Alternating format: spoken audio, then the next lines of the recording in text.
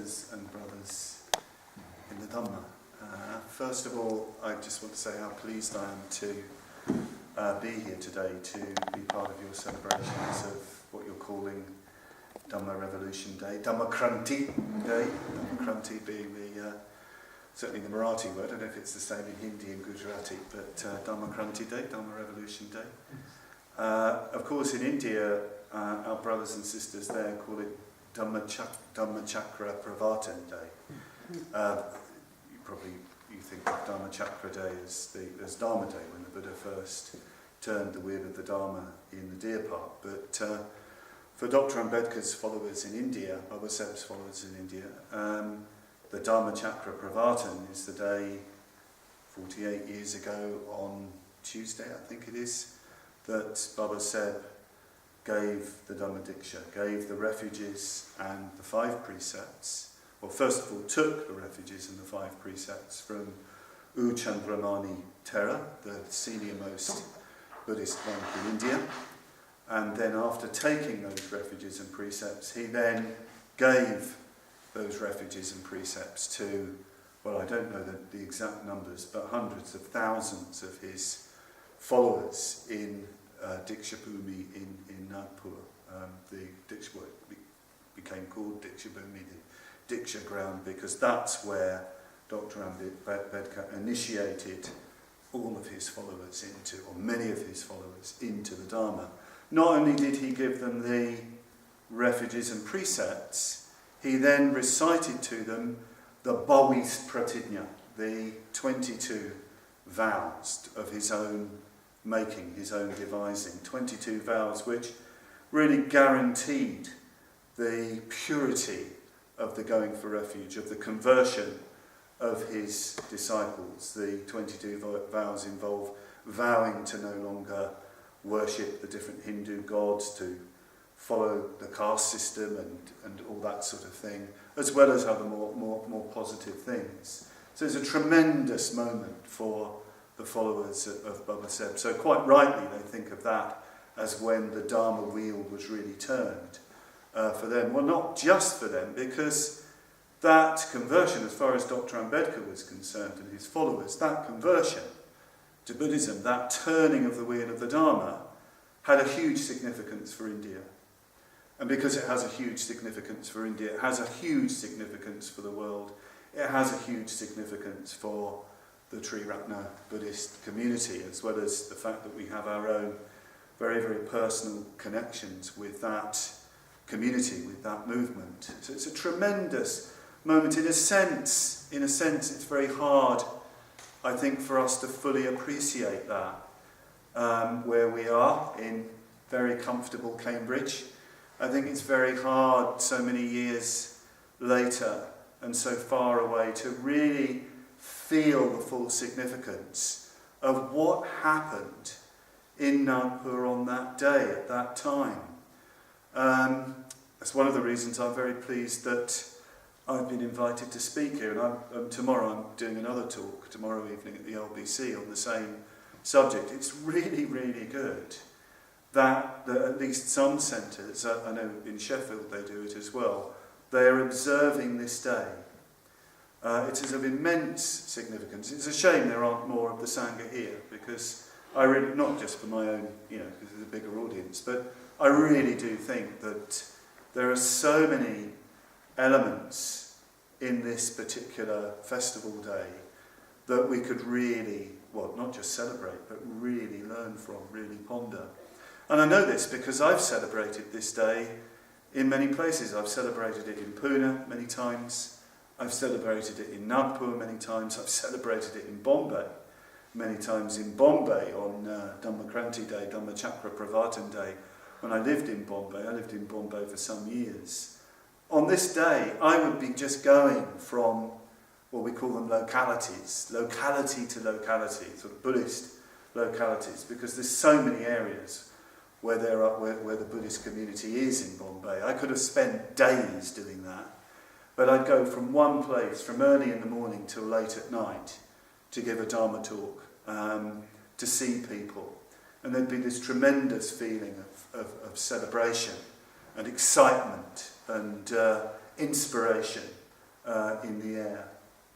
So we need to try and feel why this is, and in a way that's not easy to do. It's not easy for me to do. In a way, I've been sort of pondering this over the last few days. I've been sort of meditating on it. In one way, I've been leading a retreat, but in my in quieter moments, or even when I've been doing other things, I've just what's come to mind, who's come to mind, has been Babasaheb Ambedkar. I've been thinking about Babasaheb. I'm not, of course, from not one of his followers in a sense. I'm not from India. I wasn't born in that community, but I did spend many years in India living with Indian Buddhists, living very closely with Indian Buddhists. And one of the things that happened to me during that time, and it was when I was much younger. I first went to India when Lokamitra started our activities back in the late 1970s. I sort of tagged along, holding on to Lokamitra's, metaphorically, his robes. He was an anagarika and I was just a young pup. But I tagged along. I was very young. I think I had my 22nd birthday in India. And so it was really formative. It's been a big influence for me. And then in the 1980s, I lived mostly in India. Between 86 and 90, I lived mostly in India. And in that time, I came to, I think I can say, develop a deep love and appreciation, or more than appreciation, for Babasaheb and for his disciples. So I've got in India, people speak of Dr. Ambedkar as Bodhisattva Dr. Babasaheb Ambedkar. And I remember when we were first there, some of my English Western brothers in the Dharma that would come out and say, how can he be called a Bodhisattva? Has the Bodhicitta arisen? Which bhumi is he on? And all this sort of thing. Being very technical about it. But I had actually no doubt at all, after I'd studied Dr. Ambedkar's life, seen the effect that he'd had on his people, on India itself. I had no doubt in my own mind that living in that community, contemplating Dr. Ambedkar, recollecting Dr. Ambedkar, eventually I was dreaming about Dr. Ambedkar. I had dreams about Babasaheb. I had no doubt that this man is a bodhisattva. This man devoted himself to alleviating the sufferings of others. Not only that, I have no doubt that he was a man that really, really worked on himself, really developed himself, and was actually deeply devoted to the Buddha. Personally, directly, individually, and had a practice in that sense, worked on his mind. So there was no doubt in my mind that if anybody's a bodhisattva, Dr. Ambedkar's a bodhisattva. Well, that's an understatement. So, living in India, I developed quite strong feelings for Babasaheb and read his life story and reflected on his life story. And I feel that, in a way, we need to start there. And in a way, that relates very much to the time of conversion, because at the time of the Great Conversion in Nagpur, it was the following day actually, Babasaheb gave a tremendous speech. I've seen a couple of English translations, but my friends, saying that the Marathi is so powerful, it's so stirring, it's so much from the heart, and addressing all sorts of, challenges that his followers were facing at that time. And in that, he talks about his own life. He just references a little bit his own life, how, as a young Mahar boy, the Mahars were this, I'm going to use the word, it's not a word we should use, but untouchable community. When Dr. Ambedkar was born, the Mahar community was understood to be an outcast, a sprishta, untouchable community. We don't use that word now, but that's what the word that was used. And there's some very moving autobiographical pieces about Babasaheb, collected in a little volume called Waiting for a Visa, waiting for a visa, the visa being the visa into his homeland, the time of arrival in India. That gives you some indication of Babasaheb's feeling of what it was to be from that community, to be on the end of that constant, religiously sanctioned, culturally embedded discrimination, to be seen as unclean because of his birth, which all of his fellows from his community would feel. And I remember in particular, there's a very, very moving story of Babasaheb taking a train journey when he was a little boy. He was his father was a soldier in the British Army in India, and on the cantonment, the army camp. In a sense, there wasn't so much in the way of discrimination. The family didn't sort of feel it very much. There are a few things like, why does the other boys have their hair cut by a barber, but why is it that we never have our hair cut by them? But he didn't really understand that. I guess it didn't really matter. But one day he and his sister had to take a train journey to go and see their father who was staying at his native place, I think in Satara district. And you can imagine the excitement of, he talks about the excitement, this little boy, his first train journey, steam train. Can you imagine that? A little fella, with, his shorts and his, dressed up nicely with his sister, and, he describes, buying with a few paisa, some, soft drink, and being on the train. This is way back in the days of long before independence. And they got to the station at last, the train pulled in, and they were on the station platform, and nobody was there to meet them. Somehow the letter got lost, or the telegram. So these two children, his sister was a bit older than him, he was about, 7 or 8, I think, at that time. And the station master came to them when he saw these two children on the platform and said, this is an interesting one, isn't it? Not how can I help you, what can I do? It's, what is your caste? What is your caste? I don't think they'd ever been asked that question before, but they said, oh, Maha. Immediately the station master stepped back several paces and then started to ask them questions about why they were there. This just shows you gives you a real indication of how caste and how untouchability really used to work, and I believe still can work. Eventually they managed to persuade a bullock cart driver or something, or a tonga driver, to take them in the back of the cart, that they had to ride in such a way that they were nowhere near him, and it was a terribly frightening journey through the night in the end, staying at sort of toll booths and, totally traumatising, and eventually arriving exhausted at his father's native place, his village. That's the origins of the conversion movement in India. It begins with dukkha. Sometimes people say, you even hear some Indians say, even some people in the West, oh, it's just a social political movement. No, it's not. It comes from dukkha.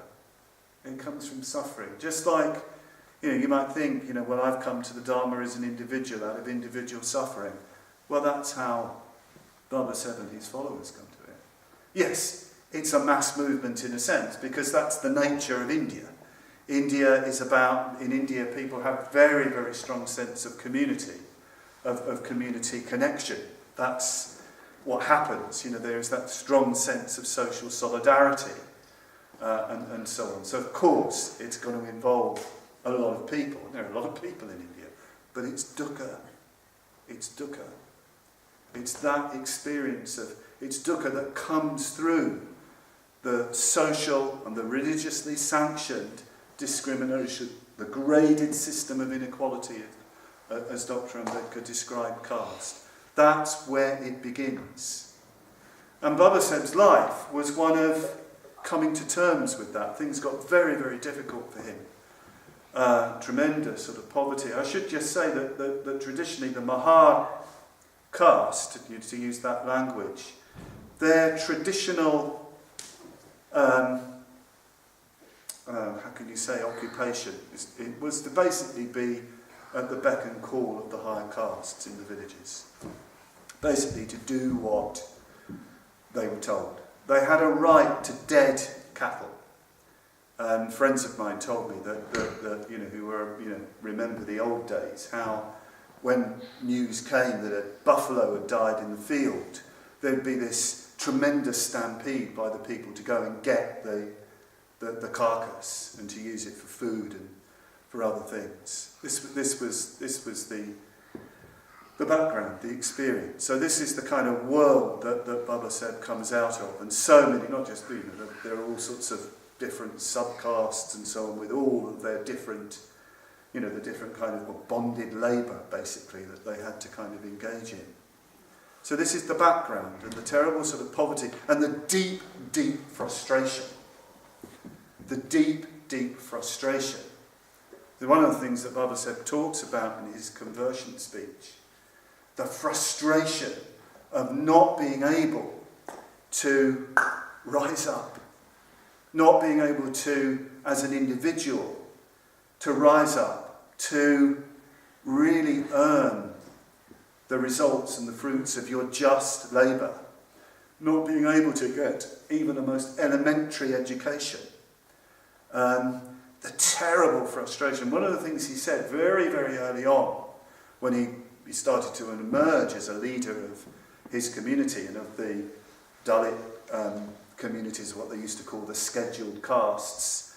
But one of the things he used to say when he'd give these very, very powerful speeches, he gave very, very strong warnings to the Hindu higher castes, particularly the Brahmins, Brahmanism. You could say, you are sitting on a powder keg. You are sitting on something that is going to explode. You can't keep that down. People will start to rise up. If you yourselves want to protect yourselves, if you want freedom yourselves and a future, you need to start opening up. You need to stop this discrimination. You need to allow people to emerge. You need to provide them with the means of education and employment and a decent life, a noble life. Very, very strong. In the conversion speech, he talks a lot about ulas. Ulas. Ulas is it's a hard word to translate. It can be translated as energy. But it's energy that's rising up. That's what it is. So it's sort of like inspiration. And he quotes a famous Maharashtrian sant named Ramdas, who said that, if a person, man or woman doesn't have energy, why is it? It's because the mind or the body is diseased in some way. That's when you don't have this energy, this rising up energy, this ulhas.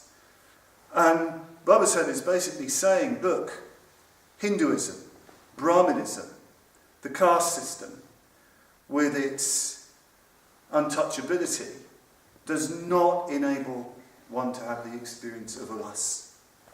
You cannot have any vision for your future. You are just sort of doomed. The expectation is that you just kind of make it through life. You just manage to survive. But there's no expectation of rising up. In his conversion speech, he was saying, well, you Maha, you brothers and sisters, as parents, what do you hope for your son, particularly the mothers? What do you hope for your son, for your daughter? What do you hope for? You'd never have the ambition that he might become a judge. You'd never think like that. If the highest you could hope for is that he might become a clerk, in a government office. That's about it, if he's lucky. So he's saying, well, this is no good. You can't, if you haven't got a vision, if you can't progress, if you can't move forward, there's no energy. There's just this sense of being ground down, this sense of hopelessness, which leads to all sorts of other problems. And then he said, at a beautiful point, and this gives you a bit of an indication of how his insight into Buddhism. He said, in going for refuge to the Buddha, you step into a new atmosphere. You step into an atmosphere where you can breathe. And you breathe the atmosphere that you will get the results of your efforts. I mean, I think what he's talking about here, of course, is conditioned co-production. He's talking about karma in the Buddhist sense, not the Hindu sense. He's talking about Dhamma. That if you behave skillfully, with skillful action, the results will be positive. That's the way it is. That's the way it works. And if you can feel that, if you can see that, that will give you enormous confidence and inspiration. And this is interesting in itself, because at the time of the great mass conversion of the Dhamma Diksha, there was a great threat that came to the aspiring Buddhist community, to the Dalit community, a tremendous threat. Before the conversion, one of the things that Babasaheb had striven for, because of course he was the architect of the Indian Constitution, he'd seen the Indian Constitution through the Legislative Assembly, he was one of the architects of modern India. Modern India is, founded on Babasaheb, tremendous, politician, diplomat, whatever, and lawmaker, banning untouchability. But of course, part of that was what we would probably, I don't know what the current term is in the West at the moment, affirmative action, positive discrimination. I think affirmative action is the word these days, isn't it? What they call reservations in India. Reserved parliamentary seats, reserved seats in the local assemblies, reserved places for students in universities, for people from what they used to call the backward classes. Well, when the decision was made to convert, and Babasaheb was contemplating conversion, I think for more than 20 years, I think almost as soon as he discovered Buddhism, I think he was thinking about conversion. It wasn't in any way sudden. But when it was announced it was going to happen, Jawaharlal Nehru and the greats and the good of the Congress, the Congress Party was of course in power in independent India, they said, well, you can't have the reservations. We have a constitutional problem. If you become Buddhist, you cannot have those reservations. You can't stand for Parliament, you can't stand for the local assemblies, there won't be the reservations for educational places.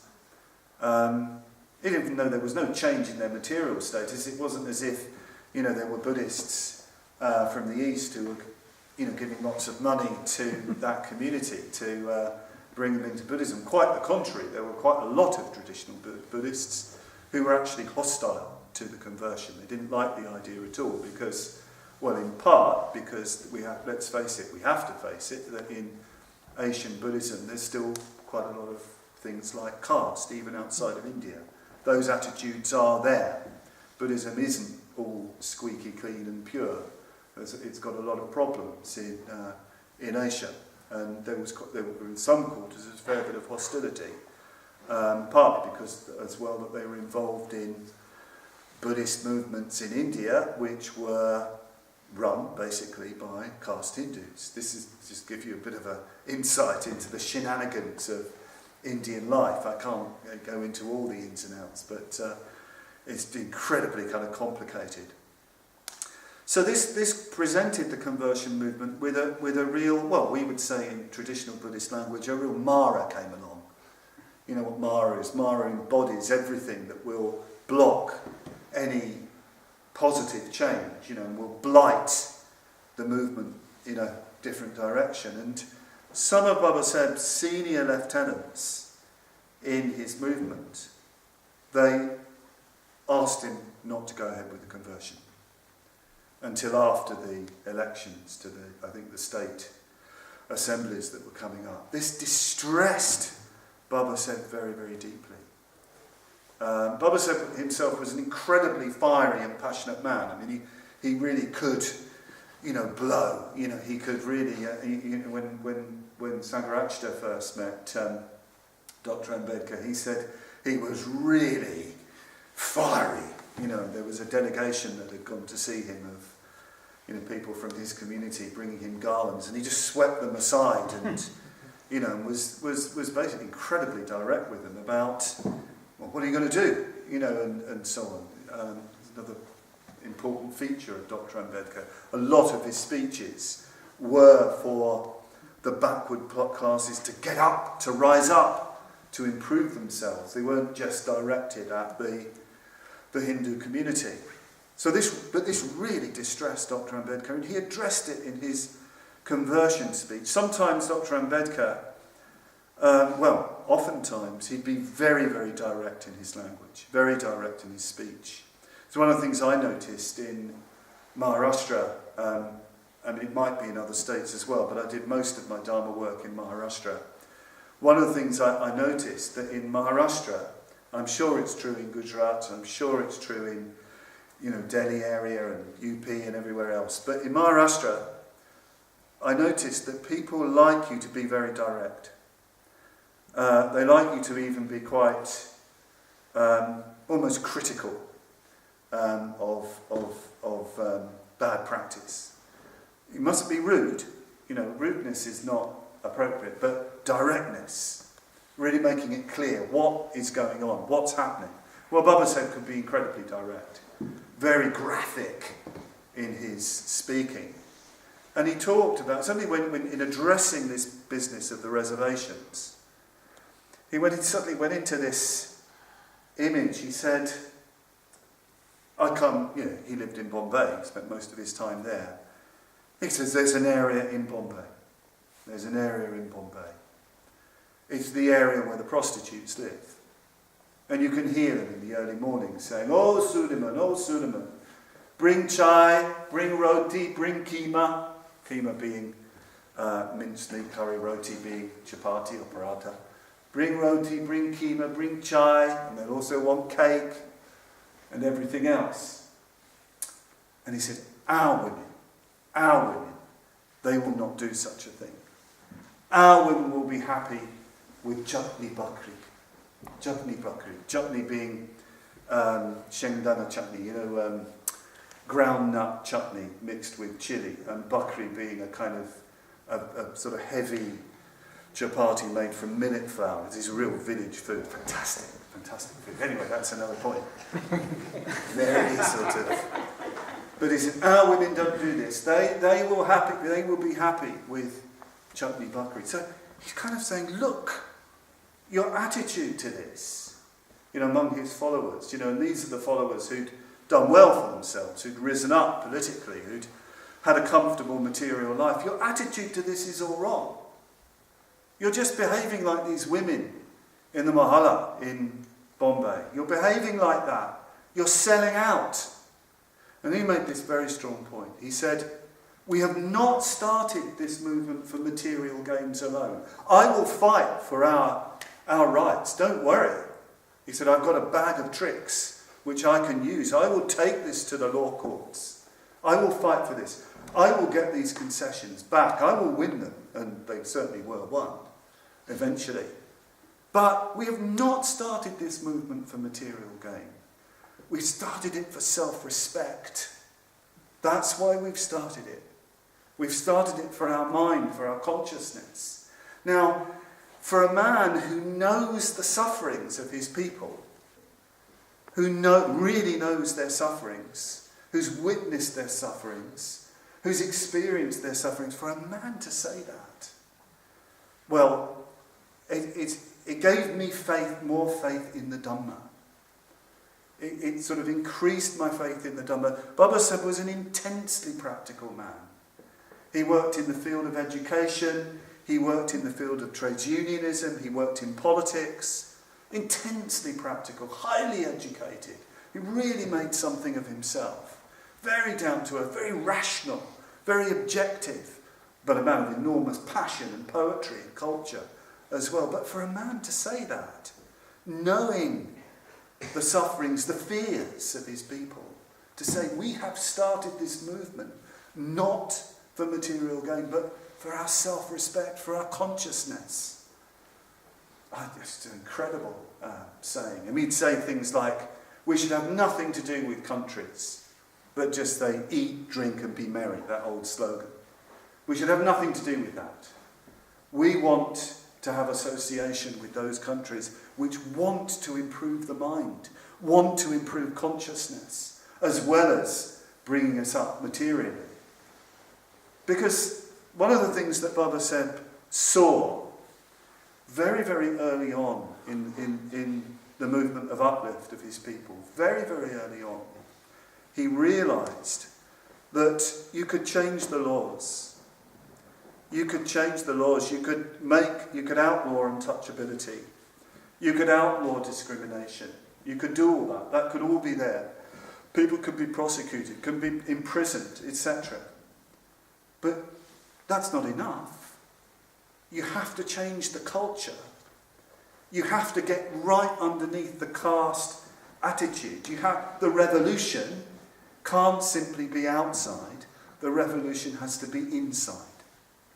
You have to get rid of that whole consciousness. And it's profound in India, believe me. The caste consciousness, the group consciousness, the tendency to see people as part of a particular group, be it region, be it caste, be it state, even the regions within states, locality, area.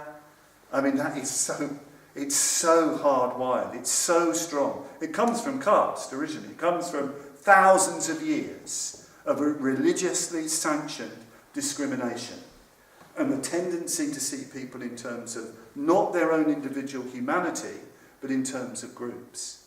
So his insight is that it's really not enough to change the outward conditions. That's got to happen. We know that's got to happen. But there's got to be a consciousness change. And what he was doing with these people was saying, you. And remember, at those first conversions, thousands upon thousands of those people would have been illiterate, or very little education.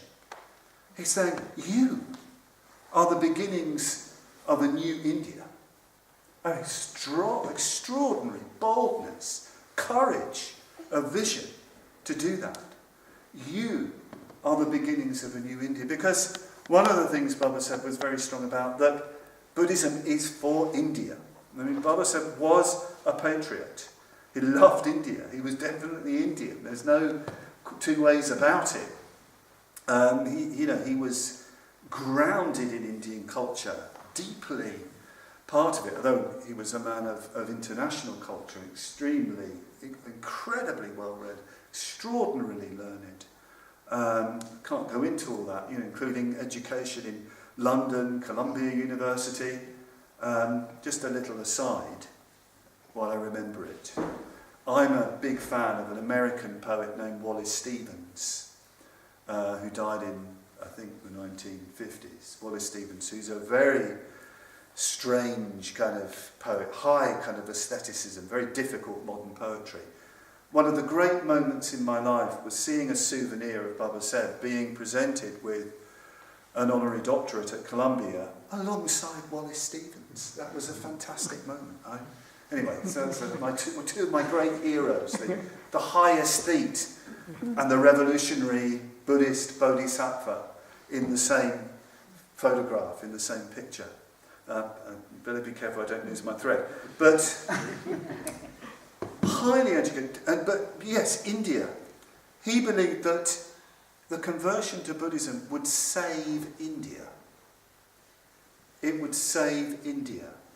It certainly did save India. I mean, you have to remember the whole lead up to independence, post-independence. Babasaheb announced that he was going to leave Hinduism before independence. There's tremendous, one of his best books, an ungiven lecture. He was asked to give a lecture by a reforming Hindu movement in Lahore. This is pre-independence India. Lahore, of course, is now in Pakistan. It's in the Punjab, the Tudak Mandala. And he wrote a paper called Annihilation of Caste. Annihilation of Caste. Tremendous, almost Nietzschean title. Explosive. I mean, not just annihilation of untouchability, annihilation of caste. This is, I think, the 1930s that was given somewhere.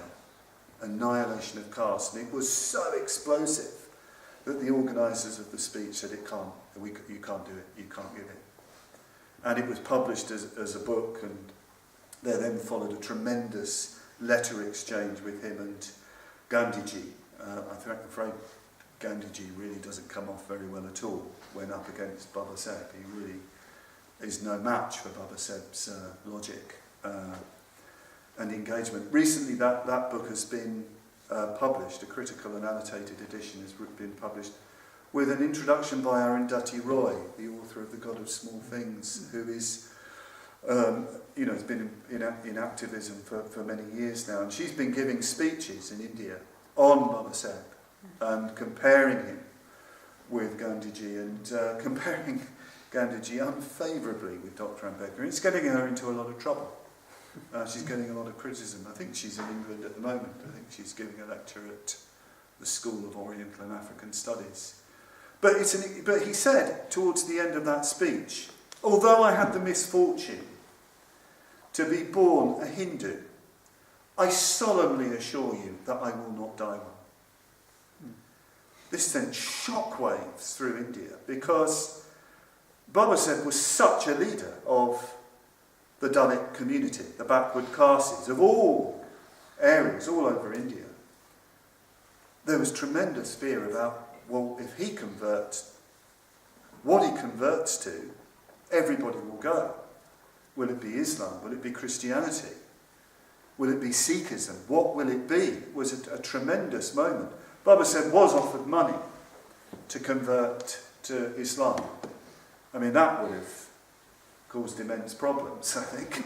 The Nizam of Hyderabad, who at that time was regarded as the richest man in the world, a very well-known miser, offered him lakhs and lakhs of rupees to convert. No, nothing doing. That's not going to happen.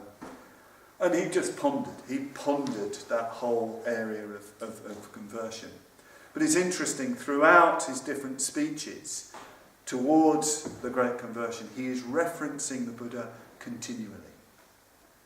There's one famous meeting where he's talking about the importance of conversion, and the importance of conversion for a change of consciousness, for a revolution in consciousness. He takes it seriously, the word conversion meaning a turning around, a revolution, a complete turning around. He says there has to be a change in consciousness. There has to be a change in religion. He understood the importance of religion.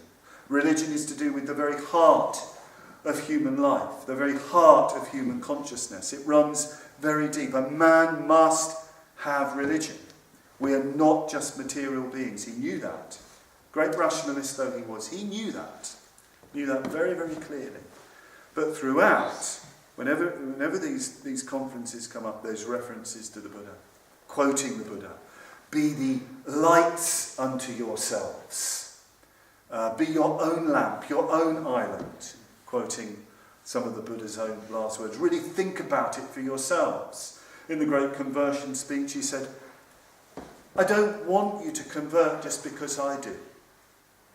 I'm doing it for personal reasons. He felt a very strong devotion to the Buddha from a very young age. When he won his scholarship, the book he chose was a book called Buddha Lila by Dhamma Revolution, one of the first books in Marathi in modern times on the Buddha. That just shows you how strong his feelings for the Buddha were. He said, I've chosen to convert for personal reasons. You need to do the same. I don't want sheep as my followers. I don't want blind followers. Those who go for refuge to do so, go for refuge to the Buddha, must do so after counting the cost. For it is a religion very difficult to practice. Tremendous words, well worth pondering. Those who go for refuge to the Buddha must do so after counting the cost. Because it is a religion very difficult to practice. Because you have to change. You are going to have to give up things. You are going to have to take on difficult things. It's not just for material gain. This is the way Babasaheb spoke. And the thing is, his conversion to Buddhism, I think, did actually save India. If it had been any other religion, I think it would have created tremendous problems in India. And of course, one of the great reasons, or if they, another area that Babasaheb did contemplate was the possibility of Marxism. At that time in India, Marxism was strong. The Communist Party was very, very strong, did have a following among the masses, the people, the peasants and the workers in the cities. But Babasaheb said, I know more about Marxism and I understand it better than any of the Communist Party of India leaders, who are a bunch of Brahmin boys. Another example of Dr. Ambedkar's pungent language. He didn't take them seriously because they were still practicing Brahmins, even though they could make all the slogans of Marxism and lead the masses. Buddhism, a big attraction for Buddhism, for Babasaheb, was its love, its maitri, its emphasis on loving kindness and non-violence. He made it very clear, we must have revolution. India must have revolution, but the revolution cannot be violent. Sure, a revolution in consciousness, a revolution in culture, a revolution in attitude, a revolution in education, educating people's consciousness, takes a long time. It's slow, but it's sure. Violent revolutions, what do they achieve? What do they do? What happens with a violent revolution? What change really comes in the end with all the kind of kickbacks that come with that? I think we've seen that, haven't we? In recent times, some of the revolutions that have happened, the sort of tragedies that have gone on. Everybody's so happy and euphoric, and yet then, looking at the Arab Spring and things like that, and then seeing, what has changed? What changed? Whereas Babasaheb's notion of revolution, yes, we have to change things through law, through constitutional change, and through applying the law. He was a great believer in law. He didn't really like any ideas of being lawless. He thought that was very dangerous, having extra constitutional things going on. He felt that would lead to people taking the law into their own hands. There's one of the criticisms made of Gandhiji, that Gandhiji was an extra constitutional element. He wasn't voted in. He had a lot of power, a lot of advice. He was assassinated by somebody taking the law into their own hands. And then you've got a history of assassinations in India because people have played fast and loose with the law. Babasaheb didn't do that. Yes, he would agitate, he would demonstrate. There's very famous demonstrations that have gone on, but they were always lawful. He insisted on them being lawful, no matter what the provocation came from the authorities. Yes, you do need to do that, but you always work within the law, and you work on consciousness, you work on attitude, and you work on love. One of the things that Sangharakshita believes is part of the most deepest thinking of Babasaheb is in Babasaheb's book, The Buddha and His Dhamma. Excuse me, let's have some water. The Buddha and His Dhamma was a book he was working on for many years, and it was by his bed, unfinished, before he died, before he passed away. He was a very, very sick man towards the end. He'd given his life totally to his people, to India, to the world. But within that, it gives, you can see his thinking. You can see the way he's thinking about Buddhism. He brings a unique way of thinking to the Dhamma. Some people have criticised Babasaheb. There's lots and lots of quotations from the Pali Canon in it and other, even Mahayana sources. But there's a particular passage which Sangharakshita believes is really, really deep thinking and well worth pondering. It's a passage on morality and religion. Morality and religion. And the first point he makes that morality and religion, in most religion, is detachable. It's kind of horse and cart situation.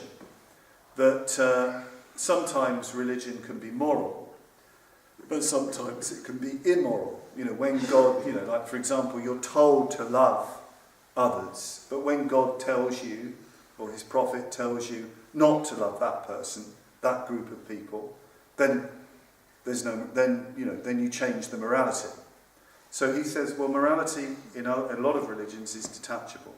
What he means by morality is Dhamma. There's a famous saying, Dhamma is morality, morality is Dhamma. What is it? Niti manji Dhamma, Dhamma manji. Very important quotation that I used to know. Dhamma is morality, morality is Dhamma. And he says, even further, that it's this morality that replaces God in Buddhism. There's no God in Buddhism, there's no creator. What replaces it is morality. And by morality means the direct necessity for one human being to love another human being. For one human being to treat another human being with respect. It replaces God because he says it's sacred and universal, this morality. Sacred and universal.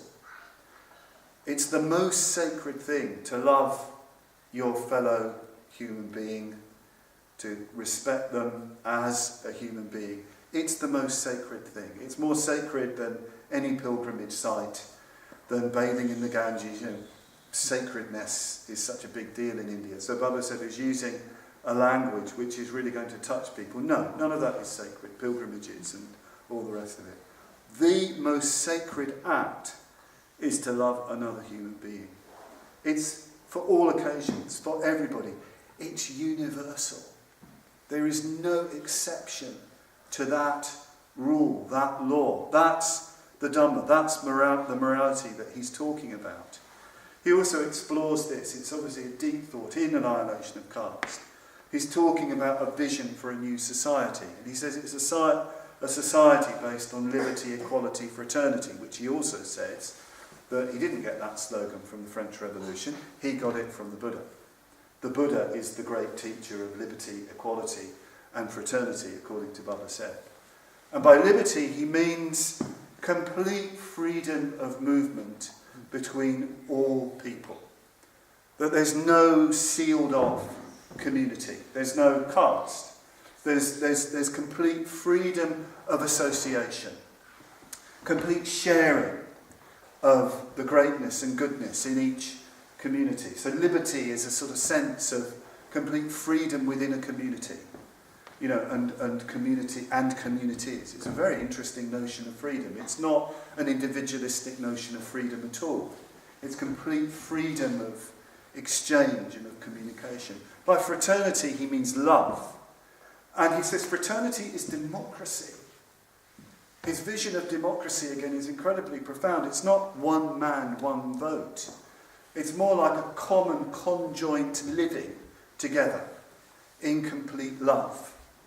And by equality, so well actually, not everybody isn't equal, manifestly, but they should be treated as if they are, in the sense of equal opportunity. That's his vision of things. And he sees that more and more within Buddhist tradition, within the Buddha's teaching.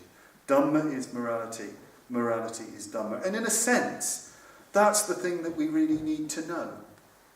That's the thing that we really need to know about Babasaheb's teaching. And it sounds terribly small, given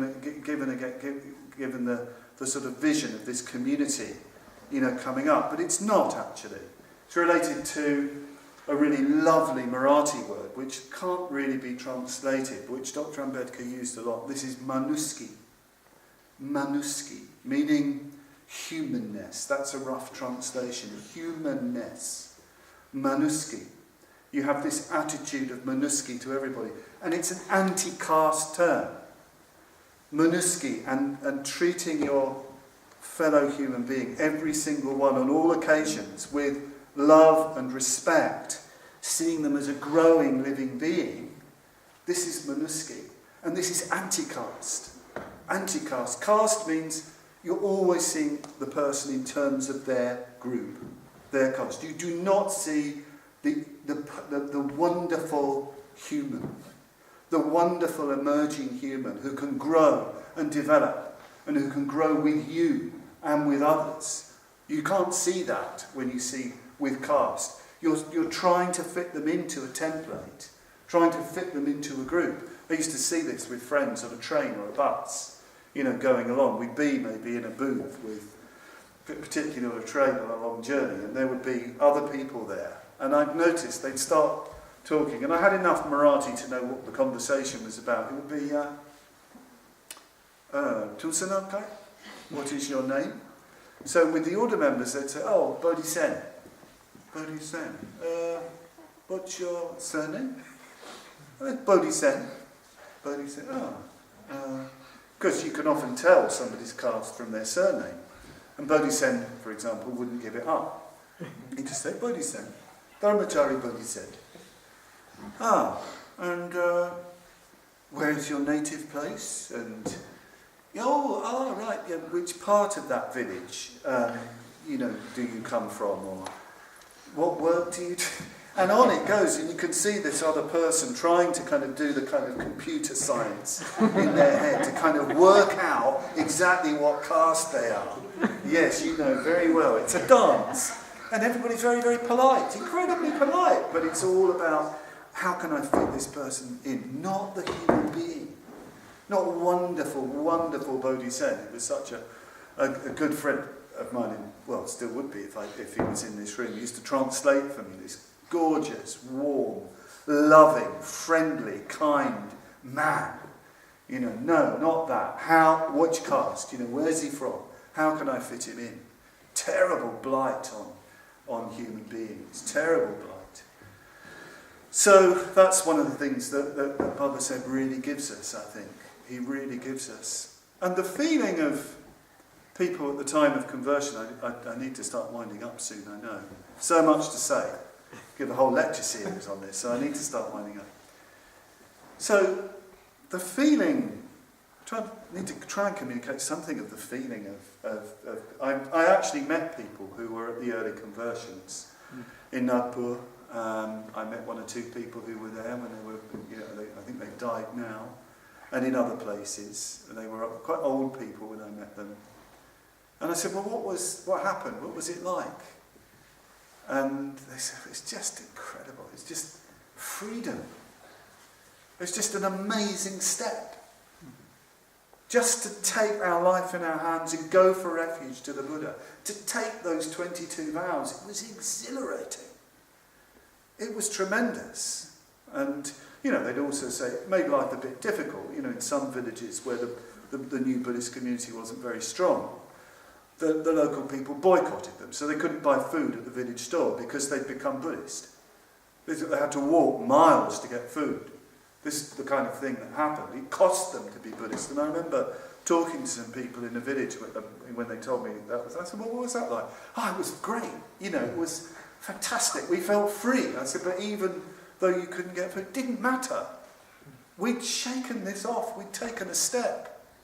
We have to really try and feel that. It seems kind of a strange thing. You have this ceremony, in this, with all these people, with your leader. You chant these going for refuge verses. You take these 22 vows. And yet, it's the first step.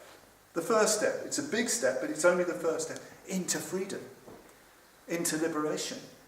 That's the feeling. They've shaken off something. Well, the weight of centuries of superstition. You have to really understand that. People who, not with a lot of education, the kind of superstition, the oppression of superstition that people were under. There's an amazing speech of Babasaheb's where he's talking about conversion.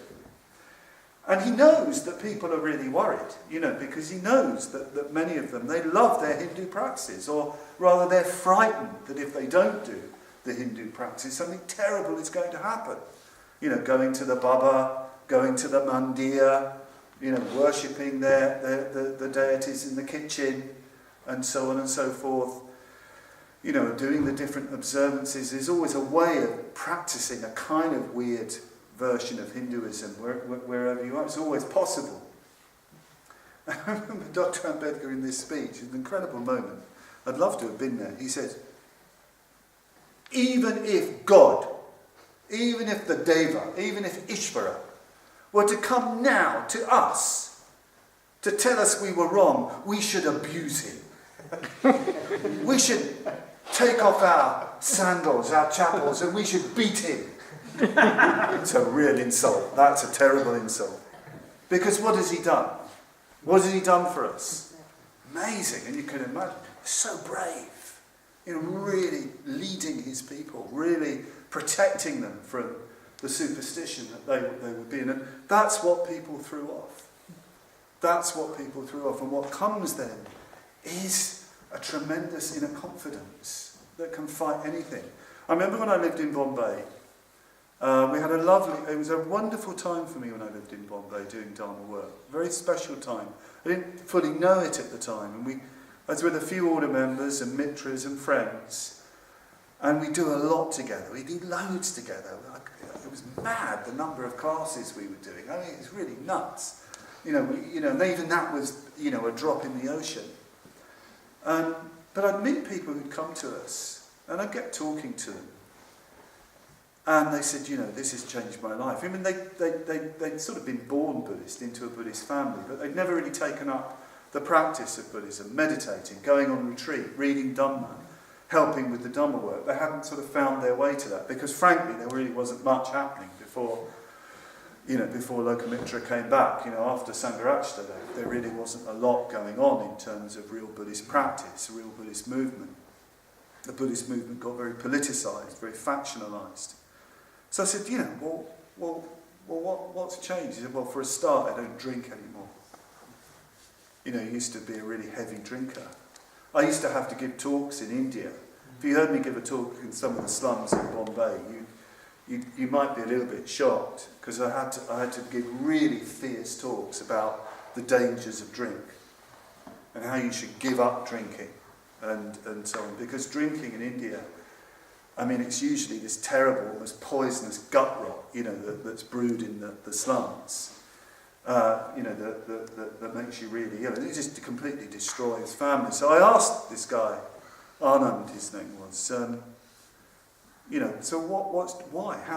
He said, well, I used to drink because work, I had to travel a really long way to work, take a couple of hours on really bad transport. I had to work hard for very little money. I'd come home, my wife would be really depressed and really unhappy about the fact that there was so little money. If anything happened to the children, it would cost money to get health care, and then there's my aged parents, and because it's an extended family in India. I just drunk to forget. And he said, but I don't need to do that now, because I really have found the Dhamma, and my life is meaningful. It hasn't changed at the moment materially, but I've got a different attitude to this. I mean, it was so touching. It always used to. Whenever I encounter this kind of story, and I encountered it a lot, again, it increased my faith in the Dhamma. I mean, I was living in Bombay, but I could get on a flight home back to comfortable Britain, at any moment. This was people living these lives, but this Dhamma that I was, involved in communicating to them was making a real difference to their lives. So it gave me tremendous faith, in the Dhamma, tremendous faith in what it can do. And one of the things that's happened is that the Buddhist community has risen up materially. Not every Buddhist, but there has been a general sort of movement of uplift. Coming out of Babasaheb's, conversion, there has been that change. But how can we start winding up? We need to wind up. It's called Dhamma Kranti Day, Dhamma Revolution. Well, Dhamma Revolution isn't just for India. Dhamma Revolution also has to be here. And I was thinking of how do you get a revolution going? Well, I was thinking of one of Dr. Ambedkar's early slogans. I think it's a slogan that might well have come from, left-wing movements, but it was, I used to say this, educate, organise, agitate. It can be the other way around, I think. Educate, agitate, organise. But let's take it, educate, organise, agitate. So education. Well, of course, what Dr. Ambedkar meant about education was out of superstition, real learning, really trying to, really lift yourself up through education. But there's another kind of education, and that is the education of understanding what human life is really for. Human life is for the transformation of consciousness, the growth of consciousness.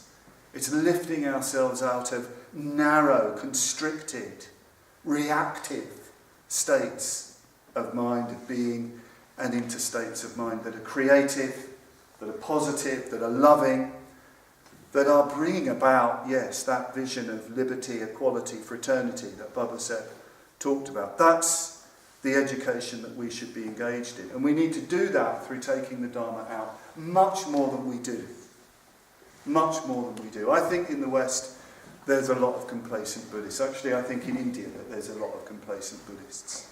I think people have settled for a comfortable way of using Buddhism to make themselves feel okay. It's not enough. We need to be pushing on to a much more radical transformation within consciousness. The revolution in the base, it's not a reggae thing. The revolution in the base, the Ashraya Paravritti, as the Yogacara talk about it, the complete transformation, the full realization of others, the full realization of the presence of all others in our consciousness, and the entry into real love, Mahamaitri, and really working for the uplift of everybody. That's the education. That's what all Buddhist practice is about. And we need to get really involved in that. So we need to organise. We need to come together with other people who have that vision, get together in cells, units, chapters, going for refuge groups, mitra groups, and get together again, not just for ourselves to bring about our own transformation, but to see, to think, to plan, how can I take this out? How can I show it to all communities? There are communities different communities in the West, in Britain, different parts of town, different parts of the city. Where the Dharma is, people are desperate for the Dharma. Desperate. They don't know they're desperate. Desperate for some liberating message. So there needs to be organisation and there needs to be agitation. And that's not going out on the street demonstrating, give us more meditation cushions, or something like that. The agitation is getting the Dharma out more fully, more radically, with greater imagination, finding more skillful means, to connect people with the Buddha Dharma, so that they really change their lives, and not this kind of comfortable, kind of Buddhist, kind of middle-classy kind of thing that we do, you know what I mean? One of the things Hinduism was very good at doing was just sucking the life out of any creative impulse within India. There's a book written recently by a great scholar named Wendy Donegan, and that was her thesis, that all the creative moments in what we call Hinduism have come in the margins. Have come from the great saints like Tukaram and so on and so forth, all these great figures, the Buddha and so on, and they get sucked up, they get Brahminized, they get caught up, and they are made safe. The revolution will not be televised, it's going to be contained within the community. Capitalism does exactly the same. Any creative, edgy influence is always sucked up by the man, it's always sucked up by the corporate world. And we need to make sure that we don't let that happen to the Dhamma. Yeah, we've got to operate in this world, but we need to remember the Dhamma has this radical edge. So when you're contemplating, I really do need to upgrade to that new mobile iPhone. I'm a technophobe, I don't know the term. Think about that. Really? Why? So what? That world that you enter, what's that for? That's so unimaginative, that's so reactive. There's a lot of things that we think are essential, which are just luxury. They're just kind of meaningless. Think more in terms of what can I do from within inside myself to create a real Dhamma world, a world in which Dhamma values are really blazing and, really bringing about real change. So, Abadiyahit, thank you very much for listening to me. I must apologise for speaking so long, but it is. I did ask my Indian brothers if it would be a Paka Bharatiya Baudha Karikram. That means a proper Indian Buddhist program. So it has been. Thank you.